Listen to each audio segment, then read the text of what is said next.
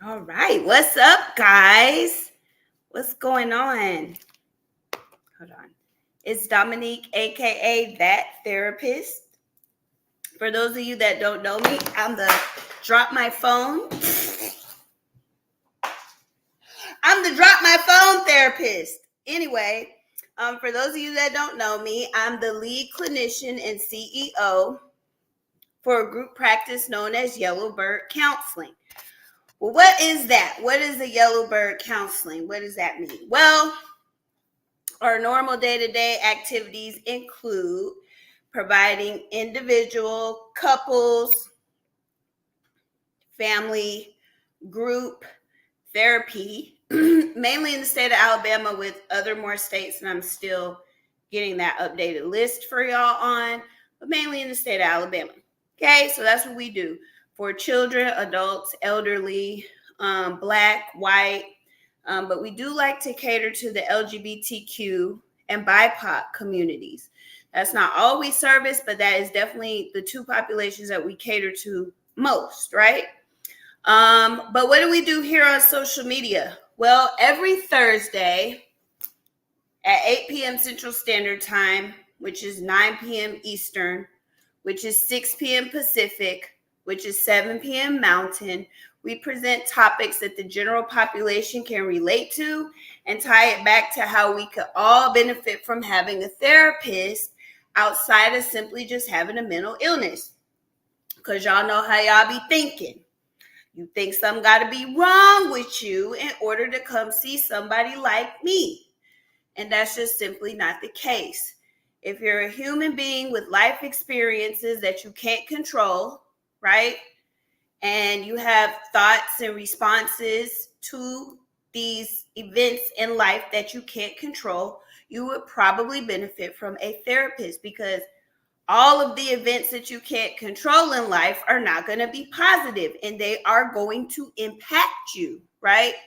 Good and bad events that happen in our life impact us. So I try to highlight those things for you and tie it back to how me, how you, how your mama, your daddy, your sister, your cousin, your brother, your coworker could all benefit from coming to see someone like me outside of simply just having a mental illness or a diagnosis. Okay. So that's what we do here on Thursday evenings. Please share if you are somebody who wants to break the stigma that surrounds mental health and wellness. Please share. Pick two ways to share. Share on the platform you're on. And then if you could copy and paste our link and maybe put it in a DM or a text message or something like that, then that'll really be helpful. And you will have what is it saying? I don't know, but you will have done your part in breaking the stigma that surrounds mental health and wellness by sharing, right? By sharing. So, and it's free. And with the topic that we're going to be discussing tonight and this month, it could be life-changing and life-saving because we are definitely focused on suicide prevention this month, as it is Suicide Prevention Awareness Month, right? So we are bringing awareness to ways that you can implement suicide prevention. Last week, we talked about signs and symptoms, or not last week, the week before, we talked about signs and symptoms that you need to be aware of when maybe yourself or a loved one could be experiencing suicidal ideation. This week, we're going to talk about community and resources that you can utilize if you are someone experiencing suicidal ideation, or if you have a friend or a family member or a loved one of some kind that is experiencing suicidal ideation. But I do have a guest this week. Y'all know I love to have my Yellowbird ambassadors come and help me because I'm simply just not the only knowledgeable therapist in our practice. I am one of many knowledgeable therapists in our practice. So I do love to have the other therapists come on. Hopefully my phone stays. Hopefully it stays. I like to have my other therapists come on and give their insight on topics that we discuss. So this week, I have one of my associate licensed therapists that is going to join me in talking about resources and community, right? And how the community can support those dealing with suicidality. Okay, so without further ado, let me bring them on and I will let them introduce their self. Hey, Dana. Hi. How you doing? I'm good. I'm excited to be here. Yay! We're excited to have you, Dana. Tell us, introduce yourself to us, and tell us about yourself first. Okay. So I'm Dana. I use they, them pronouns. I am working here at Yellowbird and also with Bradford Health Services. I just renewed my license. And so I've been a counselor for 1 year. Woohoo. Yeah, I'm really excited to be here. It's been a while since I've been here. Yes, Dana actually has been here before, but they also, have since probably, I don't know, have you been here since you graduated? Yes. I I think thought this is my so. third or fourth time Yeah. total, but I think I've It been here be it be once. spread out. So I can't It keep does. up, but it was probably, I'm trying to think of when it could have been. Maybe in February, I don't know. Something like that. It was like almost a year ago, yeah. Yeah. It's been a Yeah. minute. So they back, right? We need to have them back. So they're gonna help me talk through this topic of community, the role of community in suicide prevention. So Dana, tell us why this particular topic resonated with you. I I think this particular topic is the one that I chose to jump in on because I'm a real big proponent for getting to things early, kind of before they might require intervention from a counselor or a therapist. Um, but also just because I only have so many hours in my day, right? There's only so much work that I do to be helping people. But if I can get on to something like this and tell other people how they can do the work when I'm not around, that's the thing that I'm going to jump at. Perfect, perfect. So good, good. So tell us a little bit about what you understand to be the role of community and suicide prevention. Or maybe even let's start before that. Who is the community first? Yeah. So the community can be a lot of things, right? I tell people all the time when they talk to me about having thoughts of suicide that you often don't realize how many people miss you when you're not there. Personally, as someone who worked in food service for a long time, when my regulars didn't come through the drive-through, especially when they were older people, I would get worried about them. Mm-hmm. And so the people that you see regularly, whether that be your bank teller or the barista that makes your coffee, or the person that you normally wave to when you walk your dog, like people notice when you're not there. And so the community can be a lot more than what you initially think it is. But there's the initial like close knit community, your close friends, your close family, the people outside of that, the people that you work with, the people that you know, the people you go to church with, depending on how close you are to them.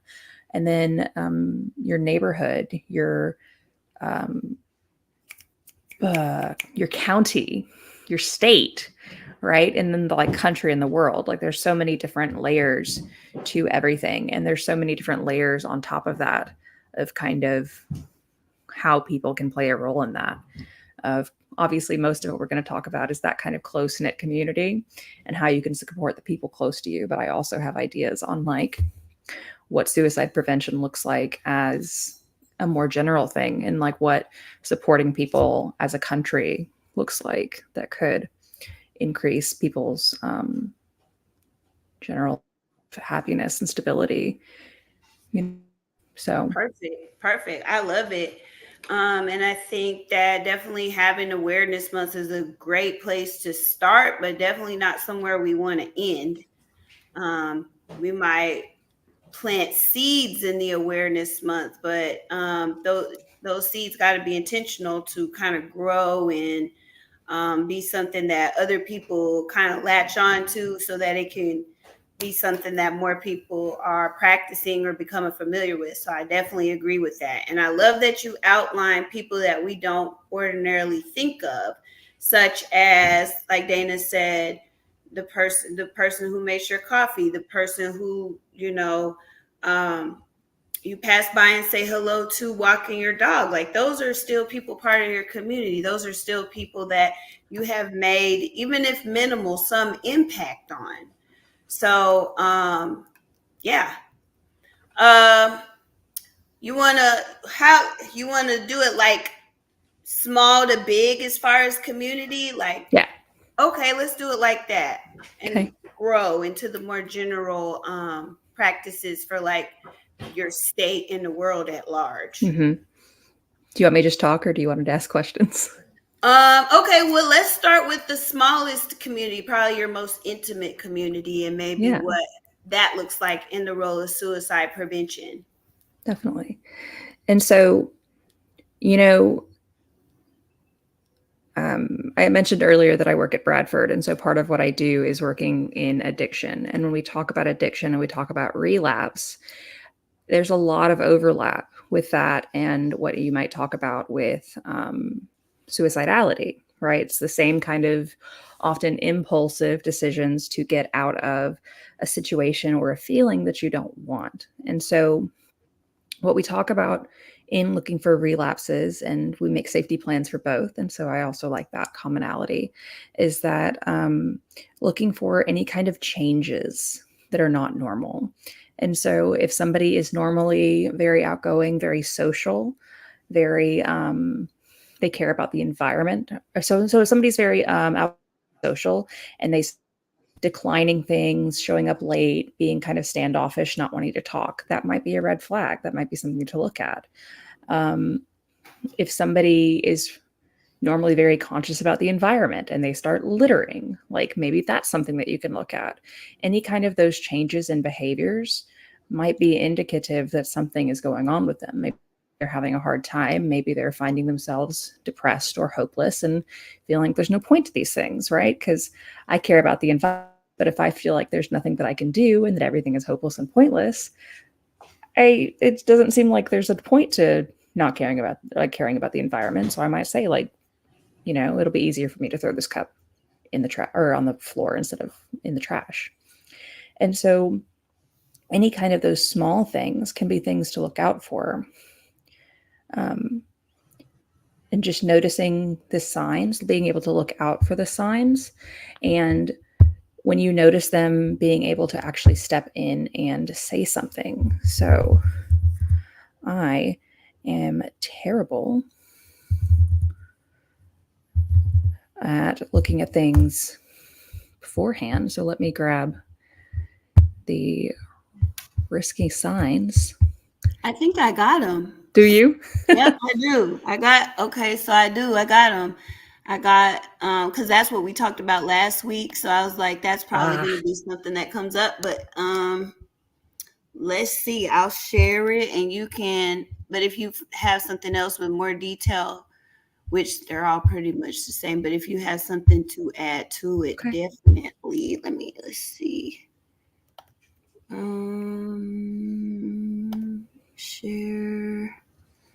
Share. Here we go. Warning signs. And this is from NIH.gov. Perfect. Yeah. So if you need me to scroll or anything, let me know, because these are. Oh, yeah. Yeah. So those behavior changes is kind of what I was talking about earlier. So withdrawing from friends, saying goodbye, giving away important items, taking risky things, extreme moods, any of those kind of changes in behaviors might be kind of warning signs to look out for. If somebody is in a time of unbearable emotional or physical pain, like it says, if they've just gone through a divorce. They say that weddings and divorces are actually the most stressful like periods in most people's lives. And so even though if a wedding is like a happy time, it's still generally a happy time. It's still very, very stressful. All the planning, all the making sure everything's good. You're changing your name, you're doing paperwork, all this legal stuff is involved, yada, yada. And so just checking in on people when they're in a lot of stress, expressing feelings of emptiness, sadness, feeling like they're a burden to others, that kind of thing. And then actively talking about being shameful or guilty or wanting to die are all definite warning signs, even if they say it in a joking manner or kind of brush it off. Oftentimes people do reach out for help or say things before they do these, because they also want to feel like people care about them, right? Because that's often the most difficult part, is you get these feelings of everyone would be better off without me, that can be attached to those kind of suicidal thoughts. Yep. Thank you, Dominique.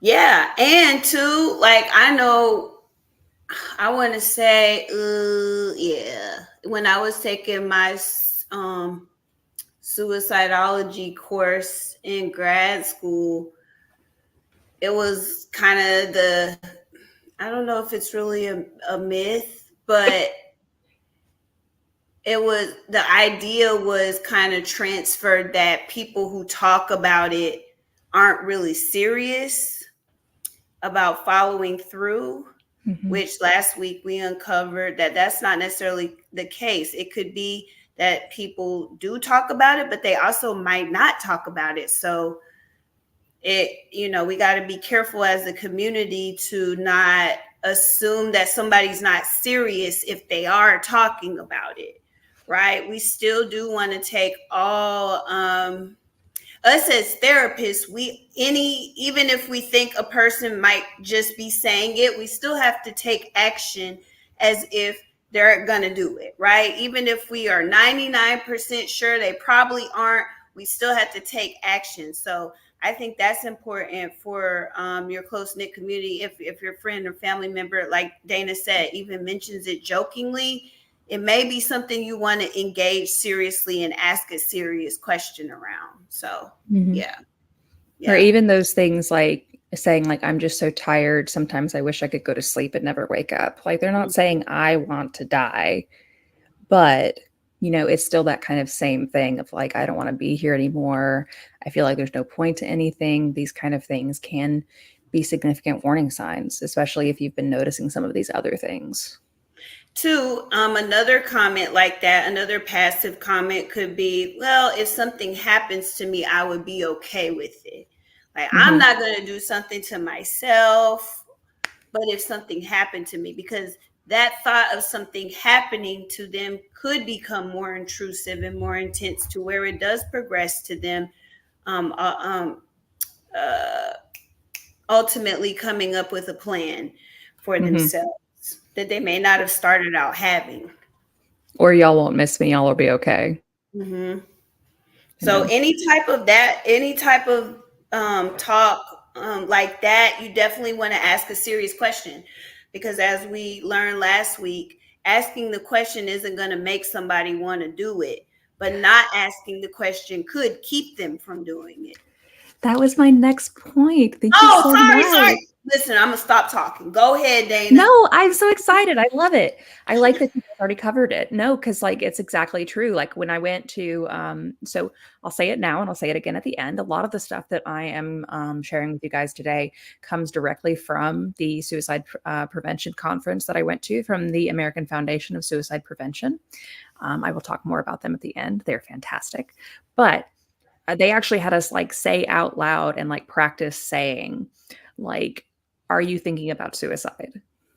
Because like no one is really going to say like, oh, gee, I hadn't considered that. But now that you bring it up, maybe I will. Like, it's not a thing. People know that like dying is always an option.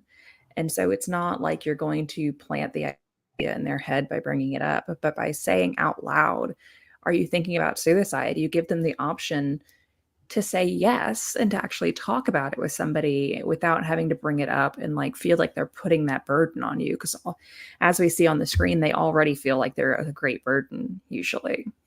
Yep. Yep. Love that. Love that. Mhm. So, kind of what would you say, like, if you had to, for like the intimate family, people that you talk to on a regular Mhm. basis or intimate friends, what might be three things you might recommend for them as their role as a community member? Yeah. So actively having that conversation with them, being proactive in that. You can always like the kind of you can always talk to me. I'm always here to listen. They're like Facebook posts that we all see. I would rather listen about your problems than listen to your like listen to your eulogy. People with suicidality or with extraordinary depression or severe mental illness already feel like there's such a burden, like we were just talking about. They all feel this guilt and this shame and this hopelessness. They don't want to reach out and burden other people. And so, actively taking that active role in speaking with people and starting that conversation, and then continuing to check in periodically. Like, not like you don't have to call them every day and be like, you still not thinking about dying? Are you sure about that? But, having this kind of tactful way where you can be like, hey, I was just thinking about you. How are you doing today? Like, how are things going? Continuing to check in.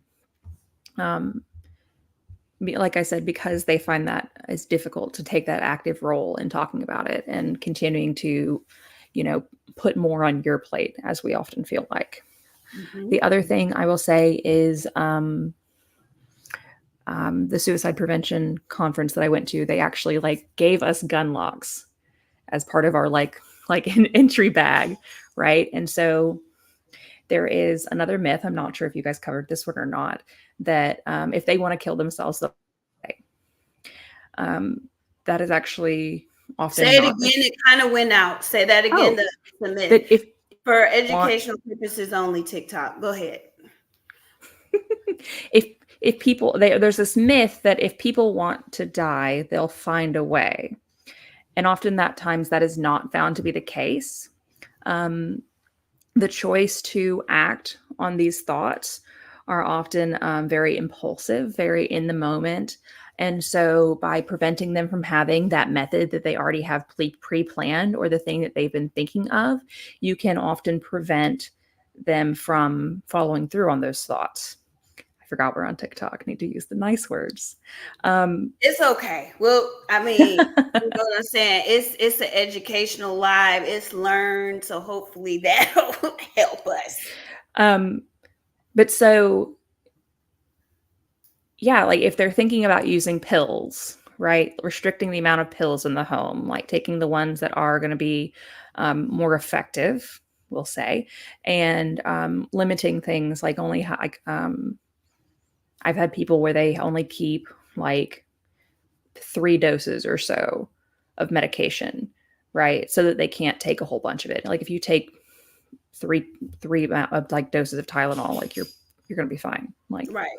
your liver might not enjoy it, but Right. you can't cause yourself a lot of damage that way. Right. And so limiting that with firearms, doing things like putting a lock on it, putting them in a safe where it's hard to get to. Another things that you can do is as that family member, as that community, saying like, hey, I'm really concerned for your well-being. I was wondering if it would be okay if I could hold on to that until you're feeling better. I know that you're really struggling with this divorce, with the passing of your mother, with these kind of things. If I can hold on to that for you just for a little while. If you don't feel comfortable with that, or if you are not able to do that, if for any reason, for, if you have children in the home, this, that, or the other, I think often law enforcement will offer services where they can keep it for a while, and you'll just get to go and check it back out when you're ready to have it back. But just having those minimal stops in place where, like, yes, the person could still go. They could drive to the police station, sign out their firearm, get it back, and then go and use it. But there's a lot more time to think and process on the way there and on the way back that is not there if it is just in the home, not locked, right? Yep. And so seeing if the person is willing to, in those moments, or when they're having difficult times, turn over those kind of options to you, especially those more lethal options. So checking in, taking over, and then just being there to support them, right? Oftentimes, I know, especially with depression, which is generally commonly associated with suicidality, but sorry, I thought I froze for a minute. All of the other things that happen that because it comes across as feeling like a burden on others, feeling like you're not worth it, like there's nothing worth living for, being really present in their lives. If they're having trouble cleaning their house, like going over and just kind of helping them clean up, or being okay existing in their house, even if it isn't clean, like just saying like, you are worth all of this to me and I'm willing to do this with you, right? So just being active in their lives like that can be really beneficial. Absolutely. Absolutely. So just in case, just to kind of reiterate what Dana said a little bit, just one, being present and, being around, kind of seeing what kind of safety measures you could take. We call it a safety plan, but you as a community member, that may be even something that if you're not sure for your own individual situation, that would be a good opportunity for you to seek your own therapy to see like, hey, how can I, where I'm at with my mental capacity, mental health, be of service to my friend or family member who needs help? And they can, your own personal therapist can point you in the right direction, because we give real general stuff here, but every situation is nuanced. So, it may be a combination of what we're talking about and something else for your friend or family member. But we realize that it is a very stressful thing to care for somebody who is of any type of sickness, right? Physical, mental, and suicidality is a very heavy thing that majority of people just can't comfortably encounter. So definitely seeking out your own therapy if you have someone in your life that is dealing with that, so you can figure out how can I help them while managing my own mental health. But definitely a safety plan, being present and checking in are great things for you, friend, family member, spouse to do in order to possibly help save a life, right? So great. I think adding on to that, another thing that we talk about in addiction recovery a lot is being responsible to each other, but not for each other, right? If I notice that somebody is having a hard time, if I notice that somebody that I love and care about a lot is struggling, is saying some of these things, like I might have a responsibility to speak with them and to offer my support and my words and do what I can. But ultimately, if they choose not to they choose not to let me help, if they choose not to open up to me about it, that is their choice. It is their life. And if something happens to them, whether I, helped, didn't help, did enough, didn't do enough, ultimately it is not my thing. I did not cause, add to, or in any other way am responsible for the choices that they make, whether they are good choices, bad choices, or choices that we have a lot of difficulty accepting and understanding. Definitely. And I think for us that might get left behind, that's a hard pill to swallow, because we want to assume so much responsibility for people. And I think sometimes we do it subconsciously and feel like we have more control than what we actually have. And so to go on ahead, maybe in your own therapy, work on why do you feel you need to assume so much responsibility for someone else, right?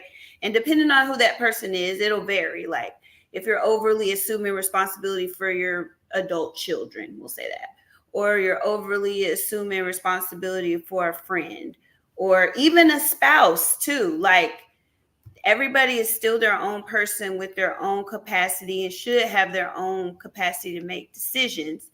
However, there are definitely things that you can do. Thank y'all. Thank y'all so much for the gifts. It is definitely important. Thank y'all for us to understand what our realistic role is. So there's another opportunity for you as someone who may not be experiencing the mental illness to seek your own therapy so you can get to the bottom of why you feel you need to assume so much responsibility if you feel that way, right? And to work on any guilt and shame for somebody who may have already completed suicide. So, yeah, perfect. Go ahead, Dana. Take us to our next point. Yeah. So, in a wider community role, obviously there are a lot more resources for suicide prevention now. There is the 988 line, which I'm sure you've talked about a lot. Additionally, there are a lot of other resources outside of that. There are the Trevor Project has a chat and call, like a text and call line. And there is a trans lifeline as well. I don't have the access to those immediately on me, but I'm sure we can get those resources if anybody wants or needs them. I got this, the Suicide Prevention Resource Center. It more so just, go ahead, Dana. I know the American Sound Foundation for Suicide Prevention, when I was there, I got a little business card that had specific queer resources on it, which was excellent. Yeah, let me share. Yeah, the if we could get that, if you are able to get that, but let me share some of the, because you mentioned the 988 line, so let me pull that up for people.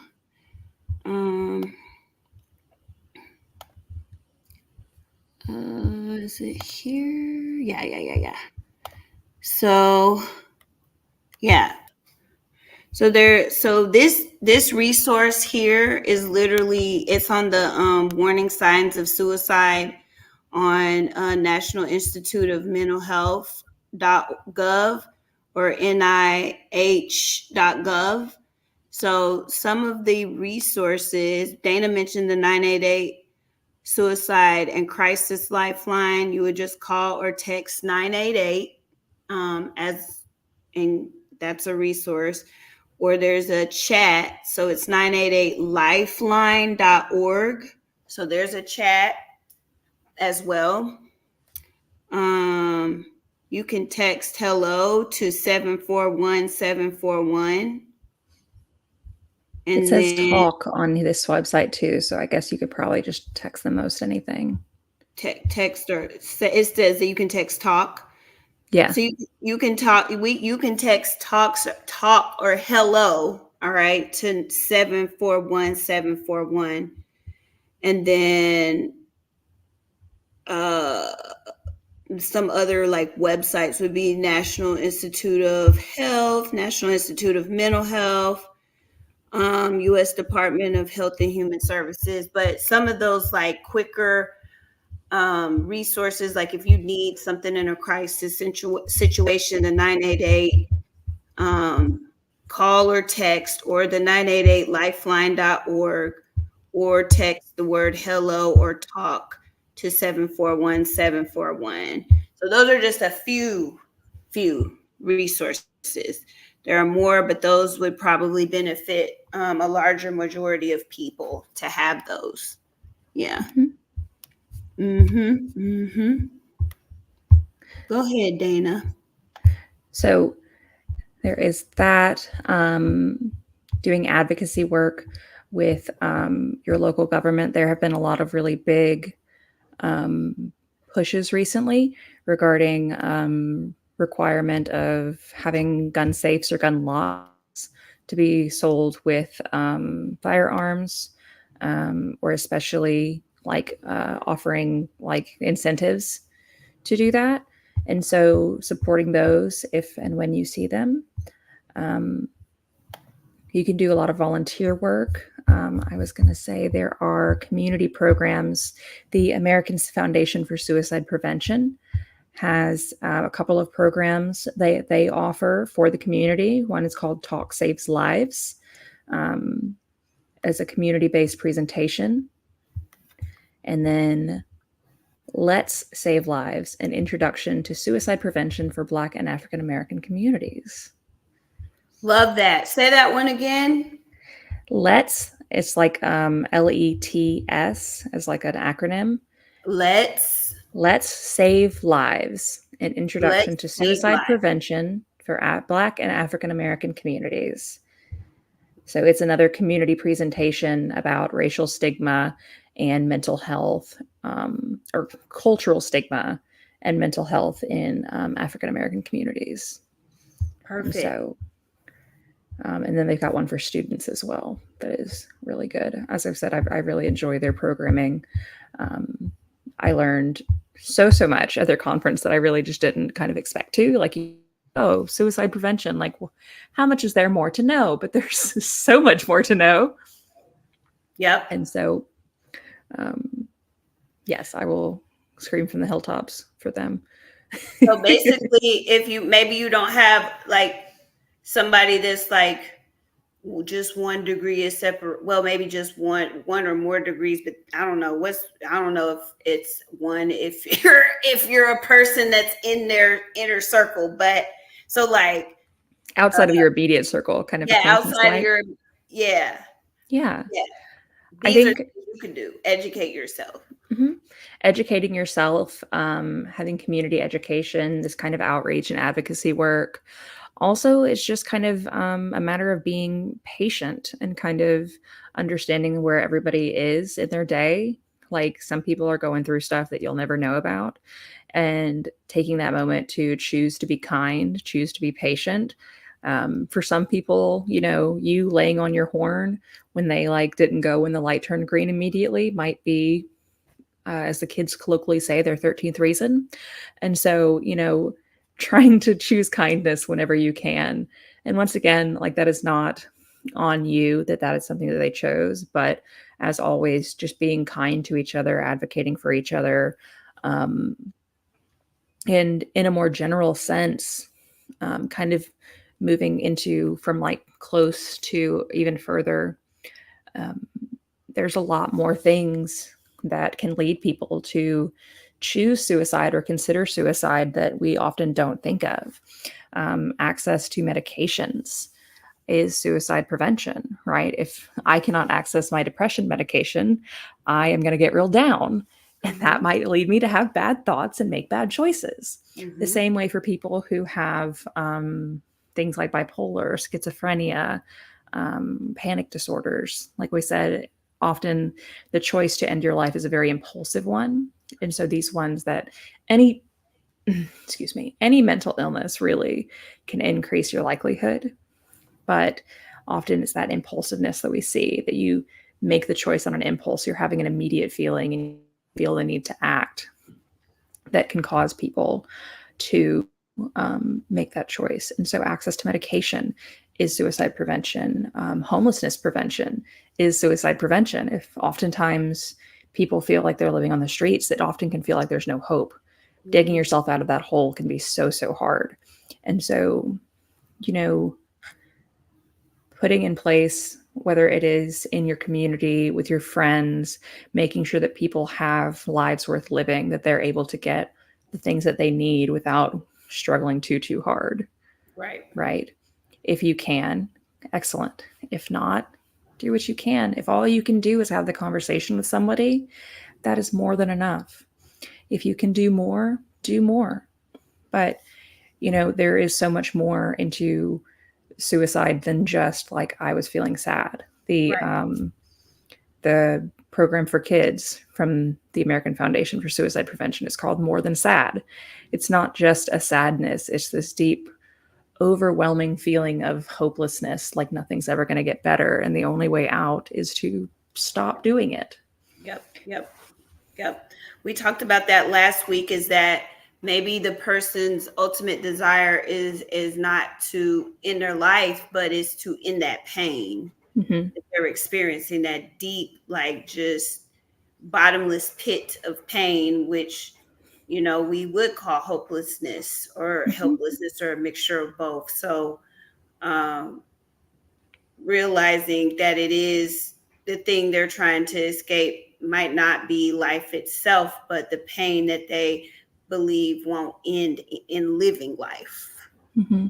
Yeah. I tell people pretty often that suicide is often not the desire to stop living, it's the desire to stop living like you are.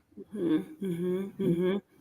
And I do want to outline the kindness thing, because especially on these type of platforms on the internet, it gets real easy for us to be mean and troll and not see people as human beings with organs and hearts and like seeing somebody for real. It's easy to type a mean comment or make a jab to try to for your own personal gain. But like Dana said, while it's not your fault if someone makes a decision, there are definitely contributing factors. So you being on the internet, trolling people, being unkind, being in the comments. I'm mostly talking to y'all TikTok, because y'all comment cousins love to just say whatever y'all want to say to somebody. And as y'all have seen, sometimes, a lot of time, people on panels and these creators, they mention what y'all say because it wears on them. And y'all just be just a typing without considering anyone. So one way you can contribute to suicide prevention is being more mindful about the unkind things that y'all are saying to people, because whether you realize it or not, it's wearing on these people for them to even bring up y'all comment cousins at all. You could continue, Dana. Yeah. And as much as, it is a myth that saying, are you considering suicide, or just mentioning the word suicide in that manner is not going to be a contributing factor to somebody actually choosing that. They have found that actively telling people on apps, on websites, on social media to go kill yourself, to commit suicide, you should die, these kind of bullying things do actually actively contribute to people's thoughts of worthlessness, of blame, of feeling like people and feeling like there's nothing worth living for. And so that is definitely a contributing factor. I appreciate you bringing that up, because I hadn't actually thought of that, but it's very relevant.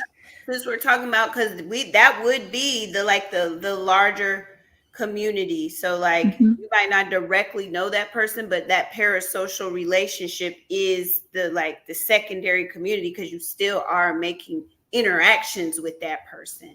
So watch y'all mouths for at least for the rest of the month.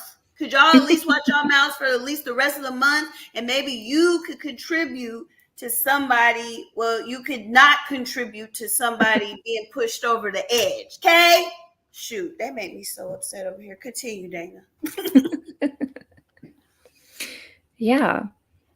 And, I think that kind of things like that, the general like internet media culture, the general political sphere of the country and of the world is kind of where it gets into that larger area. Access to food and to healthcare is part of mental health care, right? As much as somebody comes to see me and we talk about their symptoms, we talk about their depression, about their anxiety.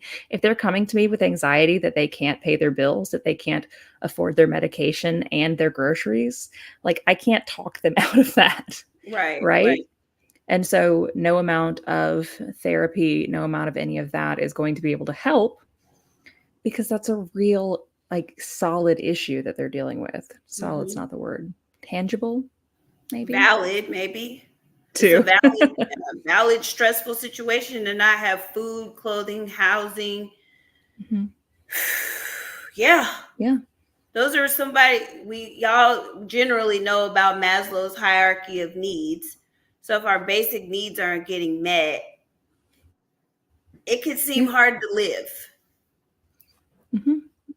Yeah, that hopelessness can be a lot closer if I'm living paycheck to paycheck, wondering if my rent's going to get paid. So, Yep. Yep. yeah. And so, advocating in that way for kindness, for stability for people.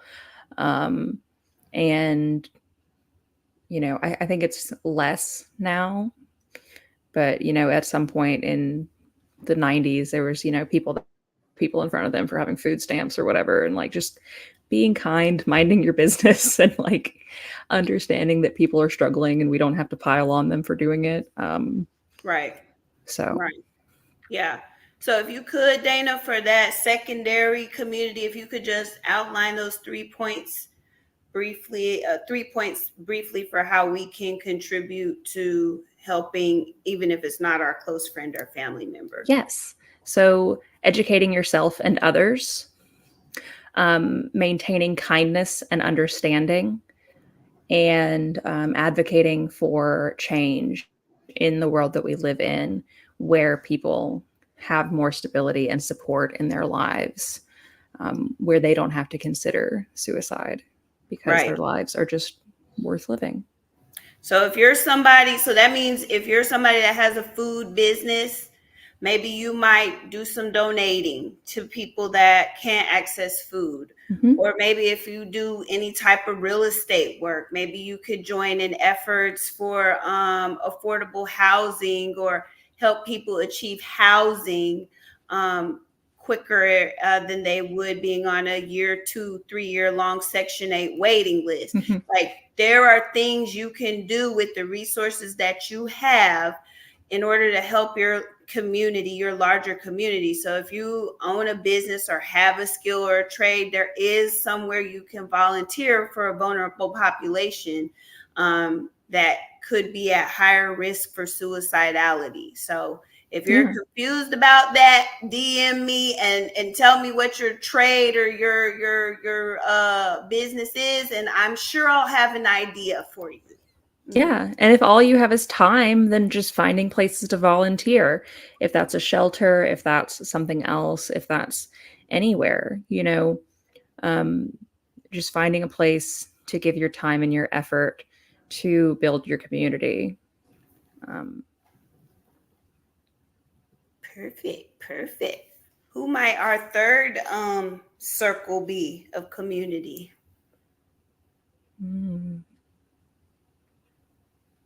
I think I got pretty big there, just kind of Yeah. general advocacy work and stuff. Yeah. I didn't know if you were going to talk about like the role of like maybe federal or government, like what that might look like. Yeah, I mean, I talked a little bit about advocacy, and with the, oftentimes when I think about suicide prevention and federal government, I think about gun control, and about these social programs like I was talking about. And I talked a little bit about the requirement of gun safes, better background checks, and I don't know if they do mental illness and background checks, but that kind of thing. Sometimes Gun show loopholes, and that's not quite on topic, but domestic violence, gun control also is a really big thing.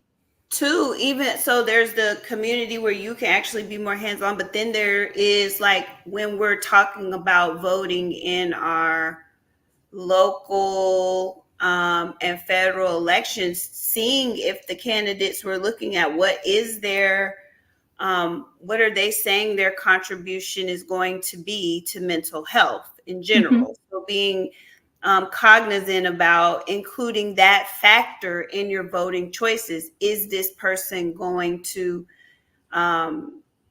advocate for, put programs in place to support people that are dealing with mental illness or even just vulnerable populations? What kinds of policies or assistance are they going to offer for those that are homeless, those that are in domestic violence situations? So what is their support? What kind of support are they going to advocate for in the community to keep people happy, healthy, and safe to the best of their ability as an elected official?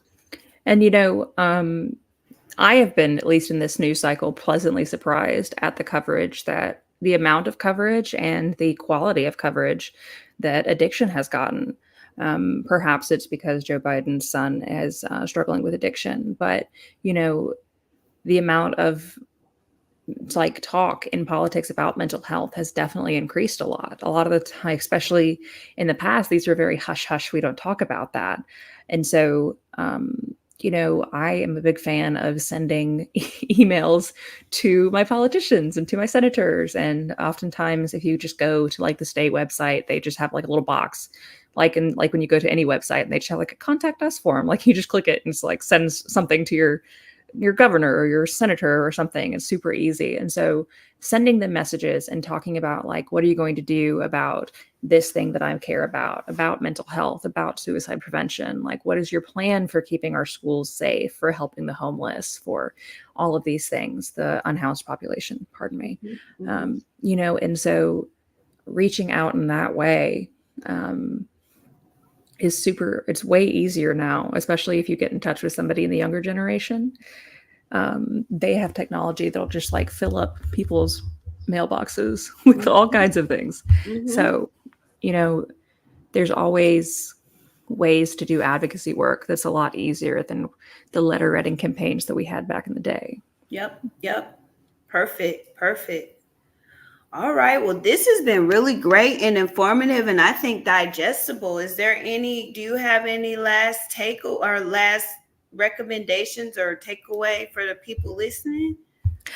I would just like to talk again about the American Foundation for Suicide Prevention. They have all kinds of small and local programs as well. There is also the Alabama Suicide Prevention.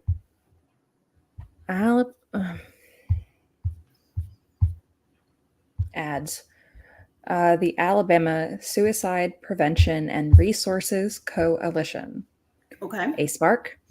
Like I talked about earlier, the Trevor Project and Trans Lifeline are both really good, both for specific. And then there was an elder queer lifeline.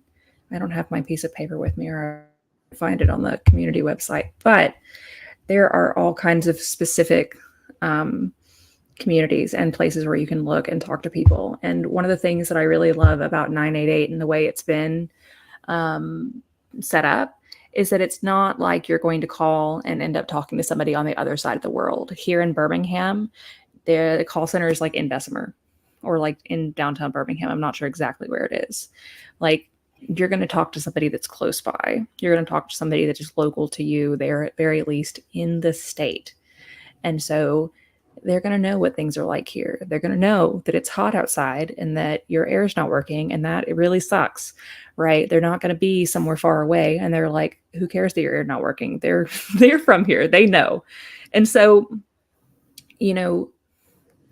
there are lots of options out there to us now that weren't always there in the past. And we have to continue advocating for things to get better and protecting the things that we do have now that they have given to us and that we have fought very hard for, and we need to continue fighting and protecting. And so, yeah, just remind your friends that you're there, that you care, that they are worth it, and continue showing up for all of these things, whether it be your friends, family, neighbors, or these causes that you care about. Love it. Thank you so much for joining us, Dana. And thank you for all that, again, very digestible information that I'm sure we could take at least 2 or 3 things away, right? That we could all do. And as you see, our involvement may overlap. We may be a direct friend or family member. We might be a part of the community, or we're all definitely a part of our governments at large and our nations at large. And so there's things that we can all do in each of those groups, at least the last two, if not the first one where you might directly know somebody. The last two are definitely something that all of us can engage in, as far as with advocacy work, being present about our voting options, utilizing our resources or time in order to help vulnerable populations. There's lots of things that can be done. Or if you're just on the internet, simply being kind and not contributing to dogpiling someone or just making nasty comments just to get a rise. Because again, while it's not your fault what decision someone makes, bullying can definitely contribute to somebody making a decision. So let's be aware of that. Thank you so much again, Dana. I'm not going to keep you, but we enjoyed you and we hope you'll be back soon. I always love coming. Thank you so much. You're welcome. We'll talk soon. Bye. Bye. All right, y'all. That was that. What y'all think? I let Dana off just in the nick of time. Just in the nick of time. Yeah. When they volunteer their time, I don't want to keep them too long.